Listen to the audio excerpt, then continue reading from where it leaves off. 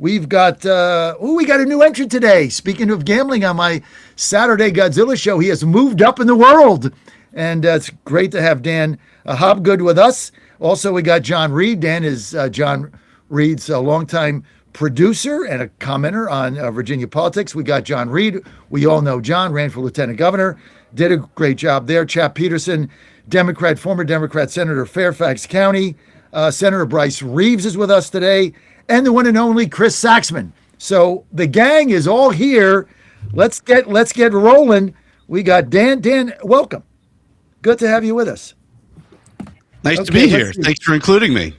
Okay, let me get my glasses on. Let's see who's the best looking guy here. Let's see. Reed, well, he's still got the beard going. Okay, we got that. Dan's got a beard going. Saxman's clean shaven. I don't like the chap beard. I just don't. It just doesn't do anything for me. You've been outvoted by my wife, John. So I'm going to give the best looking guy here to Saxman. So anyway, Bryce Reeves, thanks for being with us. You got Chap, Saxman, Reed, Dan. What's on your mind today? You're chomping at the bit, Senator Reeves. I want to say hello to my good friend Chap Peterson first, because we could sure use him here. And I want to get his opinion on what the Supreme Court, from a legal perspective, when they have the last little bit of it, I want you to explain to me, because as you know, I serve with some pretty good attorneys down here, but Chap has been one of the guys that we used to rely on a lot. When the court says these issues are of quote unquote grave concern to the court, what does that mean coming from the Supreme Court, Chap? You know, it's funny. I actually was in front of the court 2 days ago making an argument for a client, so I have to be very careful where I tread. I, like everybody else, was hoping that the Supreme Court would weigh in on the merits of the redistricting issue before it went to the vote. And I say that not because, obviously I've got my own opinions. I've stated those. Everybody knows those if they follow me. But I think it was important for the Supreme Court to step in and say, you know what, we're a separate branch of government. We're independent of the legislature. We're independent of the executive branch, and we follow the state constitution. That's all we do. And if you're not consistent with the Constitution, we're gonna prevent what you're doing. And I feel like deferring that, I think, is going to harm them in the long term. But again, I got to be careful what I say. So I'll just, as to the quote unquote grave concerns you asked about, Senator, the problem is that once the vote is had, and by the way, I may be more optimistic than others about how the vote will happen. But once the vote is had, it's very hard to put the toothpaste back in the tube. People will have already voted on it. They will assume it's the case. The candidates will assume it's the case. It's going to kind of, at that point, achieve its own momentum. So I feel like if the Supreme Court had just taken a decisive step back in February or early March, we're done. And we're on to the next. Memories are so short in Richmond, as you know, Senator. Yeah. People are on to the next issue in 24 hours. And just like my original advice was, the governor should have vetoed the bill and just said, you know what, I'm in charge here, and I don't want to do this, and so just veto it, and we're on to the next thing. But looks like it's not going to be that way, and so we'll go to the ballot in April and see what happens. Well, some of my colleagues say it's the history of the judicial branch weighing in on elections. They typically don't do it, and I think the last time they did it was like 1912 or way back. So, I agree. I think it's going to cause a lot of heartache, not to mention all the money that's coming in and now putting Virginia on the map again. Well, this is the problem, though. Well, John, you're not asking them to weigh in on the elections. We're asking them to weigh in on whether they're obeying the rules and the law to execute an election. That's what I don't get. Let me use an analogy. What if they decided to suspend the First Amendment? What if they decided to suspend people's right to go to church or their right to free speech? Like they did during COVID. Have a referendum on it. I mean, at what point do you say, well, this part of the Constitution is less important than that part? I mean, this is the thing, Chap. No one's saying they can't repeal something that's in the Constitution. You just have to do it the right way. Right, and they haven't done it the right way. That's no doubt about it. Very true. They haven't. Sorry, I didn't mean to get everybody fired up. All Oh, right. well, we're always this way. Don't worry. Welcome to the party. But I mean, this really is important that everybody understands. You can put something in the state constitution. Like, I'll be honest with you. I know this pisses everybody off when I talk about it, but the gay marriage ban in Virginia. I didn't vote for that in 2006. I voted for George Allen, my boss, to be reelected to the Senate. And then I was probably the only Republican who said, hell no, I think this is a bad plan to ban gay marriage in the state of Virginia. But it's in the Constitution right now. Now, as a gay Republican, I would like to see that removed from the state constitution. The bill that the Democrats have put through to do that this November is a terrible bill. It opens up all these gender problems. It's going to be lawfare and litigation to try to push the trans agenda. So even though I want that out of the Constitution, I will not be voting for the Democrat version of this crappy bill that they put in. However, you can remove things from the Constitution, but you got to follow your own rules to do it. And for some reason, and I honestly, I will say it, chap, you don't have to say it since you have to be in front of these guys. I think the state Supreme Court is either being bullied or corrupted by Democrats because this is so clear that they haven't followed the rules. You could do it in 2 years and we can all vote on it in 2 years. You just didn't follow the rules this time. It's like an ump in baseball. Did you touch the base? Was it a strike? Was it not a strike? I mean, come on. We're counting on them to do the right thing, and they have completely walked away, and we should remember this. This is bad. Let's get to Saxman, Chris Saxman with us. You're normally not a cheerleader for things that you don't think are going to happen, right? Because I know you too well. But you're one of the biggest optimists that this thing, this referendum, which now it appears that the courts aren't going to do anything, that changed again this week. But you're one of the optimists that think there's a pathway to actually defeat this in April. Oh, yeah. Well, I've seen 3 polls, 2 private and the 1 public poll the Roanoke College put out, which Roanoke College doesn't have a strong track record of accuracy. But nonetheless, they all line up. And this thing is not wildly popular. That's why the D.C. Democrats are dumping tens of millions of dollars to promote this and have brought in Barack Obama. That tells you a couple different things. 1, they need to spend a lot of money to get this thing over the line. 2, if Barack Obama's coming in early on this, it means black turnout is not that engaged right now. And where the ads are being targeted will tell you everything about the election. So in any of the polls, in any of the 3 polls, this issue is not over 50% for passage. No is always an easier vote to sell. You can always, it's just easier to get people out of their angry and going, no, we're going to vote against this. However, the most recent results this week in Texas and North Carolina portend an electoral blowout for the Republicans this year. If you look at the turnout numbers in Texas and North Carolina, both of which went Republican in 24, Republicans are going to get their asses kicked. So, yeah. That could be an undercurrent as well for Democratic turnout going, do we really need to do this? The answer is no. You don't need to do this to win the House of Representatives back, Right. Clearly. And you're probably going to take the Senate as well right now. So there's a lack of a why here. So you package that all up. It's tough to sell in 6 weeks, but there's not a lot of enthusiasm for this beyond the base of the base Democrats going, yeah, we need to screw Donald Trump. But right now I see it. It's a toss-up, 50-50. So, Chap, is there any way that because when we were on a week ago, we were talking about this Judge Hurley in Tazewell, and the Supreme Court was going to have to act on his ruling. Is there any chance this thing gets defeated in the courts, or are we just going to April? What is it? April 20? Yeah, it looks 21st. to me, again, if the Supreme Court was going to weigh in on this, they would have already done so. They lifted the injunction out of Tazewell. I think that happened yesterday or the day before. So that. Yep. I don't even know if they had an oral argument on it. I just think they've already made up a mind. And I think, the Chief Justice Powell was just sworn in, and part of her job is to try and keep the court together. And obviously they've discussed this behind closed doors. And I know a lot of folks on the Supreme Court. Some I counted. Hopefully I count them all as friends. Some I know better than others. I think most likely they're going to all stick together.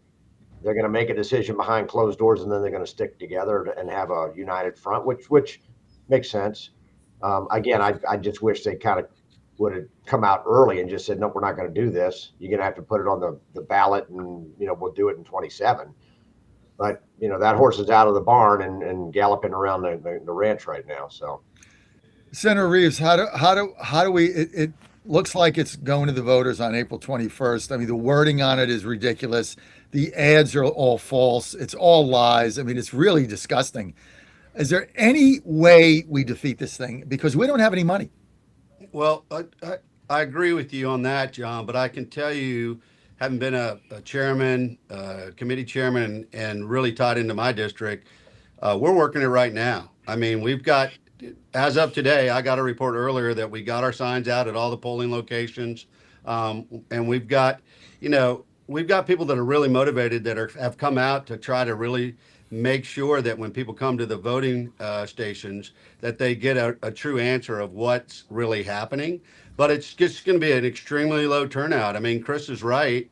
And the polling that we show internally in our caucus as well, because McDougal carried the original lawsuit, is 52% of Virginians don't want it. In 2020, 66% voted it through. I mean, people are just, honestly, people are worn out in politics, John, and they're just sick of both sides. They're sick of, all the crap. Like, I mean, Louise Lucas had an X or a tweet or whatever you want to call it yesterday, kind of reprimanding her committee chairs for not killing bills and sending everything to finance so we can be the bad people in finance because people don't want to get their feelings hurt. And the reality is there's just a lot of bad bills this year. I mean, we had a trick or treat bill. Now we're going to become a nanny state. And, A what bill? a trick or treat. It had to deal with trick or treating. Stop it. you can't trick or treat anymore. Well, at a certain age, you're not supposed to be allowed to go out and do this stuff. Yeah, pretty much, chap. I forget who carried it, but it was like, I'm like, are you kidding me? Oh, I need to see that bill. I think local counties have policies like that and have had them for a while, for what it's worth. But I think that'd be a violation of a lot of the amendments. Well, we could use some more We could use Chappie back in the chamber. I can tell you. My Halloween night is a cocktail party at my house. I give away the airplane minis to adults, and I give out beer and wine, and the kids are like an afterthought because we're at the end of the street. Like, go ahead, kids, go over there. Your parents are gonna have a drink now. So it becomes a wild. Dan's upset about this bill because he's not going to be allowed to trick or treat if it goes through. Tell you what. Well, anymore. I actually This is subject matter hair, man. I feel like a subject matter expert on this because I'm driving around a lot on Halloween nights. Anymore, it feels like those people are just doing I think somebody's audio went haywire there. Dan's is. Dan's. Well, I think it's unfortunate because this state needs some help right now, and I'm not involved in the legislature anymore, either as a member or as any kind of lobbyist. I don't. But if you just look around the economy of the state and vis-a-vis where we were, say, 25 years ago, we're not creating jobs like we used to. Mm-mm. We're not creating technologies like we used to. Mm-mm. Our school system is levels below what it used to be. I'm sorry, but I've been in Fairfax County Public Schools since I was 1974, 6 years old, and that school system has taken a couple major steps backwards. And we don't create jobs like we used to in Northern Virginia. We just don't.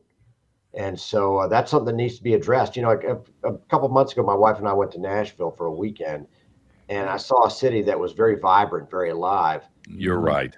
And there's a city that 50 years ago, that was a shadow of, say, Richmond. And now it's leaped ahead. And why don't we have a city like that in this country, in this state? Chap, I'm so glad you said that. This is, I feel that way all the time. And of course, when you're a tourist or when you're in a place for a weekend for business or something, of course you see the nice things and you don't see the dirt. But I've been in Savannah. I've been in Charleston. I've been in Charlotte. I've been. Things are happening. Raleigh, people are moving, and there are cranes everywhere. And you do think, now wait a minute, what's going on? What's going on here? And then you talk to people. I mean, of course, for the last couple, when I've been in Charleston and Savannah, I think, okay, these people don't, it seems they don't hate everyone who lived before they did in 2026. They're not erasing everything about their past. They're kind of saying, oh, wow, we have the remnants of an interesting society, flawed, but interesting. When it comes to Charlotte, all the banks, like my first job was at Sovereign Bank in Richmond, Virginia. Sovereign Bank ain't here anymore. It doesn't exist. They got swallowed up by a North Carolina company. Those banks are in Charlotte. And this is the problem when you put social justice warriors in those chairs next to a serious senator like Bryce Reeves. The social justice warriors, they don't understand banking at all. They can barely balance their own checkbook unless the welfare check comes from the federal government. So these people are not making good decisions to position Virginia to be competitive with Tennessee, West Virginia, North Carolina. Right. I mean, we are on a trajectory at the moment. It can still be saved, maybe, to rival Maryland, and that's not much of a rivalry when it comes to business. And with everybody's mad at me for saying Boeing leaving is like the canary in the coal mine. Boeing walking out of Northern Virginia is not a good thing. Bullshit. Yeah. That's a defense. That's a defense division of Boeing. The corporate headquarters is still staying there. Their defense division just moved here in 2017. They're moving back to St. Louis because that's where all their employees are. The frontline employees are. That's crap. This is the canary in the coal mine. No, it's not. When I was campaigning, Chris, I talked to these CEOs. They all said they had small teams positioning to move people out of Virginia if the Democrats won and went for the taxation plans. This is a harbinger. That's not what happened in that case. You can make that case in other markets. The press releases, Chris. Don't believe the press releases. Let me chime in here. I'll just. Let me take us back. And Chap, I want you to hear this. Yeah. When I came into the Senate, it would be the second time since Reconstruction of the Civil War that Republicans would take the majority. Remember that, Chap? And you remember how many conservative bills came in from all the far right, and it just was like a wave of them. Yeah. And a lot of them were crazy social bills, crazy social bills. I voted against a lot of them. Right. And how quickly did we lose the majority? It wasn't very long after that. The next election, we lost it. And I think what you're seeing here is the same thing. The pendulum is swinging. There's so much they're doing right now that businesses, as a business owner, they want consistency throughout. They just want to know what the rules of the game are, how do I prepare for it, and how do I financially, how does everything they do in Richmond coincide with my 5-year business plan? And when I start having to go, I got to pay paid family leave and all these other things, I start looking at what's best for my business. And that's what you're seeing is this swing. Go ahead, Chap. Yeah, let me just make this point, Chris, and I'll do this. I don't have statistics, but let me just say anecdotally, Fairfax County Public Schools, the achievement levels are far lower than they were 20 years ago. That's a fact. And it may be the population changed, but it's just a fact. And many more families, the percentage of families sending their kids either to homeschooling or private schools has doubled, if not tripled, in probably the last decade. All right. That's a documented fact. Here's another fact. If you go to Tyson's Corner, and I'm there, frequently on business, the commercial vacancy rate is probably up around 30, 40, 50%. I mean, there are a lot of empty buildings there. And to Bryce's point, you don't see a lot of new buildings getting built because people aren't moving there. They're not living there. They're not leasing space there. Now, you can build data centers all up and down Shenandoah Valley and have the revenues that you need to show that, quote, your GDP is going up. But I'm telling, and talk of sort of dynamic job creation, we're not where we were 20 years ago, 10 years ago. We're just not there. And you're speaking to someone, I represent the top companies in this area. I know, and I see it. Yeah, I don't disagree. We're losing competitiveness, and we need to focus on that. And there's been some positive job announcements. The Italian manufacturing company, the rocket manufacturers, going on in Pennsylvania, 1,500 jobs, and I think another plant going up in Danville. Those are good. But the structural problems that Virginia is facing are the dynamic of federal expenditures precipitously dropping off. R&D R&D is changing. The housing problems in Northern Virginia makes it very difficult to retain workforce who look at their higher education debts and they go, we can get a better, if you're 25, 26, 27, 28, you're looking for a house, you go to North Carolina, you go to Texas, you go to Georgia, you go to Florida, because that's where the housing is. That's where you can create real wealth. There's real problems in Virginia's economics. There's no question about that. And the change in the federal government right now is going to be stark, not to mention the level of AI changes. It was just announced in February that the American economy lost 92,000 jobs net. That we have a real problem in this country, and we've got to be able to cross and deal with it. And some of the changes that the Democratic majority is making in Virginia are going to be very poorly received by the economy here in Virginia. And you will see corporate headquarters leaving, notwithstanding the fact that the division of Boeing was made well in advance of the election. You don't make a decision like that after an election. Those things happen months, if not years ahead of time. I think we can all agree that the policies that are being pursued by the communists that took over Virginia are going to drive businesses out. I mean, like we seriously, Ann and I seriously looking at a radio station in Northern Virginia, and that gets into DC, and just like Chap said, we don't know what's going to go on there. So it's like, I'm not going to make that kind of an investment. Well, I don't know what the hell they're doing. I'm just not going to make it. I'm just, I'd have to be an idiot to do that, because there is such uncertainty. We have no idea what is going to happen. Therefore, we're begging out.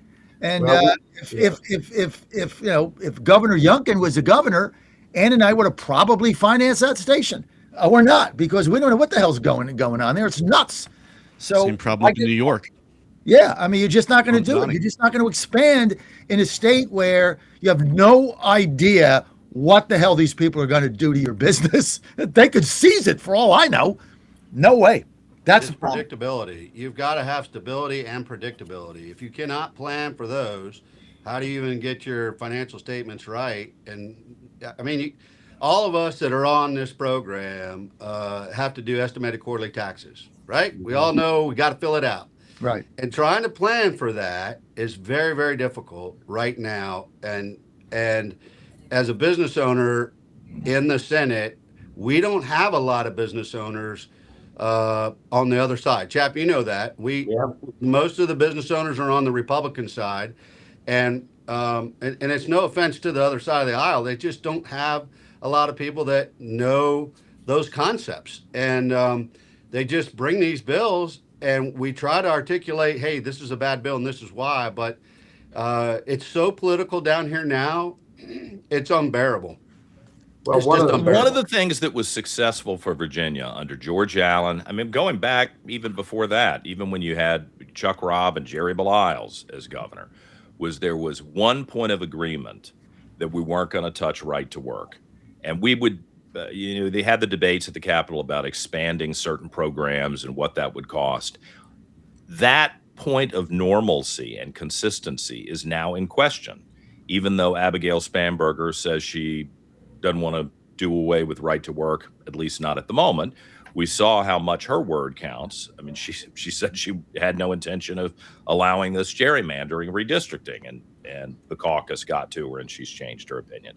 So, I mean, objectively, anybody who's looking at expanding in Virginia or trying to make that long-term plan, hires a consultant who's supposed to give you the real lay of the land is going to say, the General Assembly, look at what they proposed. They proposed all of these pieces of legislation which will increase your monthly obligation to employees, the mandatory leave and increased hourly wage, with the possibility that we're going to do away with right to work eventually within the next 4 years, and the collective bargaining looming over everybody. I mean, they act like, oh, well, we'll just the government will cover that.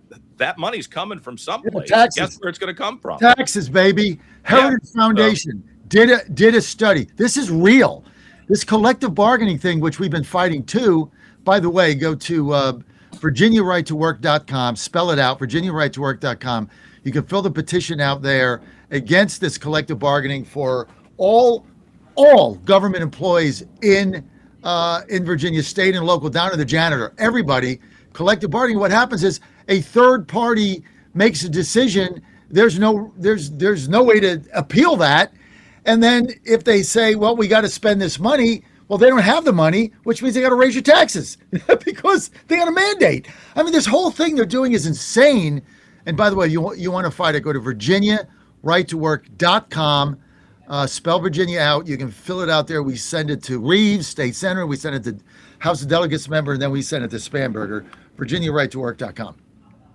Well, one of the underlying problem here, when you total this all up, this is not going to hurt marginally large companies that are moving billions of dollars and tens of thousands of employees. That's not where the pain is going to be felt by the Virginia economy. The pain in the Virginia economy is going to be felt by entrepreneurial class, the small businesses who are trying to get to be bigger, because marginally they are suffocated by these costs. They just cannot compete in a global marketplace when you're dealing with these mandates and taxes that marginally hurt you more. I mean, so we love the big whales that come in, like the Italian company. Great, coming in 1,500 jobs, big investment. That's great. But you have that, and they're going to soak up a lot of the workforce, the talented workforce, to go work for them, making it even more difficult for smaller, mid-sized firms to compete on an increasingly global scale. And that's one of the problems that I have with the decisions that are being made. It's not like the big employers are going to get hurt. They can go wherever they want. Virginia is a very attractive geographical place for many businesses in many sectors. The sectors, though, are changing rapidly in our economy, and we're not accounting for that. And we're following a lot of, frankly, outdated by about 30 years policies that are going to hurt the economy in Virginia. And I'm very sorry to see it. Higher education costs are going to go up. Healthcare costs are going to go up. Labor costs are going to go up. Local property taxes are going up. I don't know how they could sell affordability under this this slew of legislation and budget amendments that are going to be coming down the pike. I really don't. It's all a scam. Hey, let me ask you something. Senator Bryce Reeves with us, by the way. You're on the Virginia Gang. I just texted Bill Stanley. He said, "What's the Virginia Gang?" I'm like, Bill, what do you do? Live under a rock? This is like the most popular show I've got. Been busy. Bill on Friday. Maybe one day you too could figure out how your cam works, and because you're a big time state senator, maybe one day you too can grow up and be like Senator Reeves and be on the Virginia Gang. Oh, now I'm going to hear it. Right? Oh God, he's my And he just seatmate. said- I'm not going to hear the end of it. He just said, "I taught Reeves everything he knows." I'm a dumb son of a bitch, huh? Little hubris there, right, from Stanley, right? But he's not even on the show. Well, So- the reason he saw that was because Reeves was probably put in the tweet, his Twitter handle, and he probably doesn't follow the rest of it. He's like, "What is this? What's going on here?" It doesn't pop up on my feed. And now that Reeves is on here, he's like, "Damn it! Now I'm getting passed by Reeves." I'm just sending the whole thing to Krause. He'll figure it out. Krause will figure it out. Krause will figure it out. Well, you know, he's got Laura Vasella working for him from the Washington Post. She's in I his love office that. now. That's I love that. fantastic. She's a sweetheart. What is she doing? She's working for him. She's For Stanley? helping him with communications, all kinds of stuff. She's loving it. I He's talked to her He's yesterday. still bringing all those pet dog and cat bills. Of course. It's Bill Stanley. Laura Vizella is the bomb, man. I love her. She's awesome. I love Yeah. Laura.